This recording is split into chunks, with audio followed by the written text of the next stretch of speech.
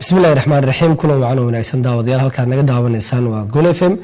waxaad ku soo dhawaataan wareysi aan la yeelan doono ciyaaryahanka hore kooxda kubadda cagta Manchester City ciyaaryahan Cabdisalaan Caday oo kamid ah ciyaartoyda Soomaaliyeed ee ka ciyaaray horyaalada qaaradda Yurub maanta ayaan wareysi la yeelan doonaa oo dhinacyo badan taabanaya oo ku aadama taariikhdiisa markaan waxaan soo dhaweey doonaa Cabdisalaan soo dhawow Cabdifataax waa mahadsan tahay adigi iyo Gool FM waa dhawahay cabdisalaan aad horta ugu faraxsanahay maanta inaan ku wareysto adigoo ciyaaryahan u soo ciyaaray kooxda Manchester City ciyaaryahan Soomaaliyeed ah su'aasha koowaad aan ku weydiinay waxay tahay bal taariikhdaada nolosha inoogu sheekay meesha ku dhalatay iyo meesha ku soo barbaartay aniga waxa ku dhashtay Soomaaliya magaalada Muqdisho anigoo yar waxa ku soo barbaaray Norway anigoo yar ay imaaday marka nolosheeda waxa waay adiga half waxa ku soo qaatay Norway Brunigana xagga ku bilaabay waan gartay goorma Soomaaliya ka tagtay Soomaaliya anigoo yar ka tagay wax badan kama xasuusti laakiin waxa waay YouTube-kii waxaas wax badan ka fiirsaday Soomaaliya waxaad noogu bilowdaa inta aadan ku biirin kooxda Manchester City imise kooxda ayaad u soo ciyaartay laba kooxood u soo dheelay kooxdeeda ugu koowaad waxa la dhahay Oyer Tretten kooxdaas 2 sano mise 1 sano u soo dheelay markaas waxa uu imaaday koox la dhahay Fjellhammer labadaas kooxood u soo dheelay marka xaggaas ay iga soo qaadatay City marka waan gartay qaabka ugu biirtay kooxda Manchester City qaab nooc ayuu ahaa qaabka ugu biir wuxuu ahaa maxaa la dhahaa horta hore trial waxa ku helay koox la dhahayo Blackburn marka waxay rabtay inay saxiixdo marka agenti oo finish ayaa waxa waay Blackburn fiirsanayay ciyaarta oo aniga adheelayay agentigaas aabahay isla hadleen toos marka City waxay dhaheen ciyaartooygan waa ka helnay waxaan rabnaa in asigana aragno xagga tagay 2 week 3 week ka bacdi waxay dhaheen inaas ku saxiixnaa rabnaa sidaas ugu biiray marka anigu saxiixay City lacag badan ma haysanin ma fahmino marka lacagta gadaal ay ka imaatay waan gartay City markaad ku biirtay qofka kugu horeeyay ee kugu soo dhaweeyay kooxda City yuu ahaa horta magaalada Manchester ka dhisan tahay Manchester City xaggana waxaa jooga Soomaali badan joogto si fiican ay soo dhaweeyeen dadka soo dhaweeyay waxa kamid kuwa academiga oo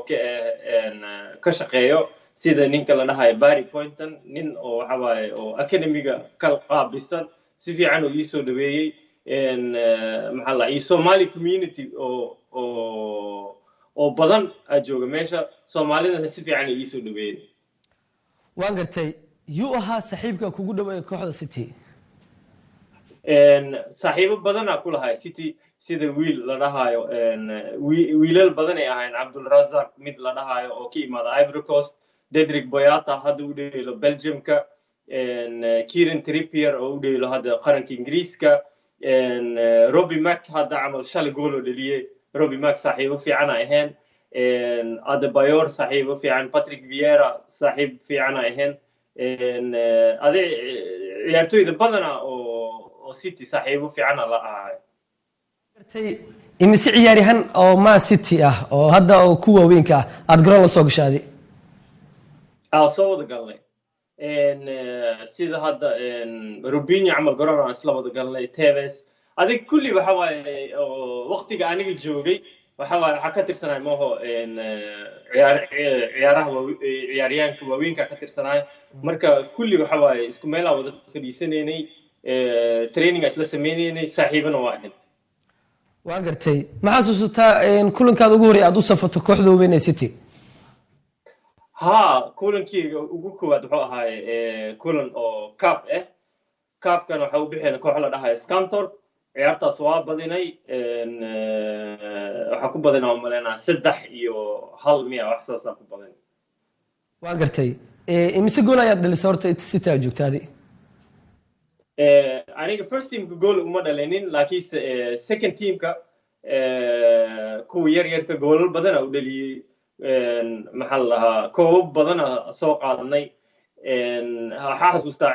ciyaaro season dhan oo yaryarka oo nalaga badinin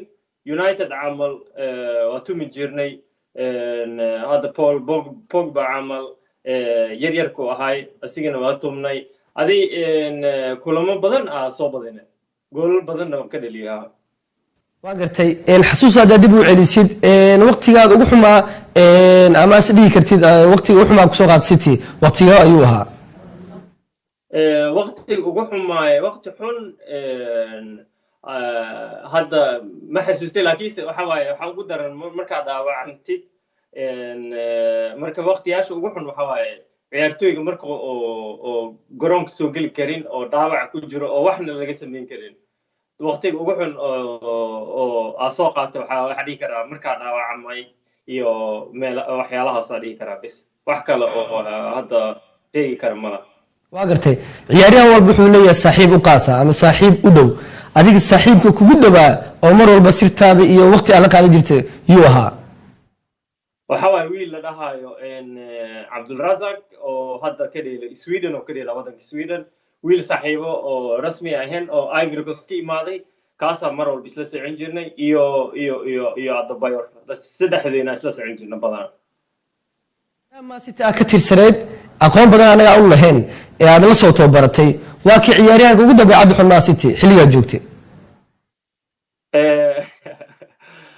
ciyaartooy badan jiro oo maxaa la oo qaar oo dabeecad xun laakiin aniga hadii far ku fiiqi lahay waxa waaye Balotelli waxa waaye waxyaalo oo adiga oo ka filinin oo sameena ma fahmino marka ma fiicni in la shisheeyo waa gartay horta wali adiga Balotelli mis qabateen aniga Balotelli waxa waaye isla baashali jirnay marmar waxa isla tagi jirnay cinema marmar waxa isla soo cunteen jirnay saaxiibo oo adiga oo zaid ma ahayn laakiin waxa waaye marmar waa israaci jirnay waa gartay hadda kooxdee joogtaa aniga hadda contractigeyga waa dhamaaday koox Talyaaniga ka imaaday contractigeyga wuxuu ku egyahay 2 week ka bacdi oo dhamaana marka waxa rajeynaa insha Allah wada hadal aan noo socdo aniga iyo agentigeyga waxaan rajeynaa koox fiican inaan helo insha Allah waa gartay maadaama aad ciyaaryahan professional oo Yurub ka soo ciyaaray maxaa diiday markii aad qarankaada aad matasho ma qarankeyga waa jecelahay inaan matalo maxaa la lahaa waxa laga yaabaa in ay isweynay laakiin qarankeyga waa jecelahay in mar u safto insha Allah Soomaaliya qof iga xiga ma lahan Soomaaliya waa jecelahay waana rabaa inaan u safto waa gartay xiriir qofku la soo sameeyay jirmay oo ku aadan inaad matasho xul qaranka Soomaaliya maadaama ciyaartooyda sanadii ugu dambeeyay laga soo xulayo qurbaha ma xiriir oo ani direct ila soo xiriiray ma arkin may waa gartay maxay tahay fariintaad u direysay marka taageerayaasha maadaama aad ciyaaryahankii Soomaaliya oo Man City u soo ciyaartay jecel dadka inay ku arkaan adigoo matalaya xul qaranka Soomaaliya may aniga waxaan rabaa in Soomaaliya ka muuqato liigaga waaweynka marka wixii aniga oo khibrteyda oo Soomaaliya ku caawin karo waa ku caawinaa maxaa la insha Allah in the future waxaan rajeynaa in ciyaartooy badan aan soo saaro waa gartay Cabdisalaan ma jeclaaleed markii horyaalka Soomaaliya aad ka ciyaarto haddii ay ahayd tahay su'aashaada kooxdee jeclaaleed inaad u ciyaarto horyaalka Soomaaliya mala socdi kooxaha ka tirsan mala socdi laakiin maxaa la dhahaa Soomaaliya hadee insha Allah nabad noqoto waa rajeynaa in hal koox u dheelo insha Allah aad ma santahay Cabdisalaan waana kaaga mahad celinaya waqtigaada na siisay wareysigan aad na siisay waana kaaga mahad celinaya waa mahadsantahay Cabdisalaan adiga iyo gool Soomaaliya inta salaam aad ma santahay wuxuu ahaa ciyaaryahan Cabdisalaan Cadaayo oo maanta aan wareysi aan la yeelanay ku aadanaba taariikhdiisa iyo wuxuu noogu sheekeeyay taariikhyo badan oo ku aadama kooxda City kooxu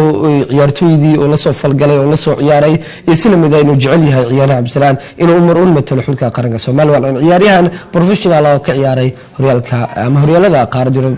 marka wareysigeena intaas ayna ku soo gabagabeynayna waxaad naga daawanaysay Gol FM tan kulanada asxaabay nabadgeliyo waxaan ahay Cabdi Fataax Abdirashiid Abu Karnaani